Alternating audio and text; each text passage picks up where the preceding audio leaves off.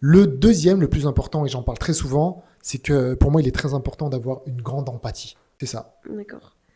Comment tu fais pour avoir les outils et les éléments pour du coup faire évoluer ou changer une personne? Pour faire évoluer et changer une personne, en fait, il y a deux axes. Le premier axe, c'est les connaissances. Il faut connaître la psychologie humaine, de quels sont les freins, quelles sont les mauvaises habitudes, les addictions de l'être humain, comme comment aller chercher le potentiel d'un être humain.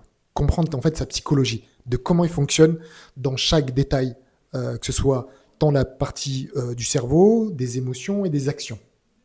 Et en deux, comprendre et connaître les outils. Parce que des fois, un outil ne fonctionne pas quand il y a un blocage. Le deuxième, le plus important, et j'en parle très souvent, c'est que pour moi, il est très important d'avoir une grande empathie. Oui, c'est vrai. Tu ressens comment l'autre est, ce qui dégage à l'instant T, et de savoir si ta méthodologie fonctionne, oui ou non. Et ça, si tu utilises que la technique, bah, tu as bien compris que ça ne marchera pas en profondeur. Oui, Voilà. Et que c'est seulement en ayant le ressenti plus la tout à fait méthodologie, d'accord. Oui, d'accord, qui permet d'avoir du résultat mm, significatif, c'est un résultat significatif et d'être sûr d'atteindre un objectif de résultat oui. chez l'autre.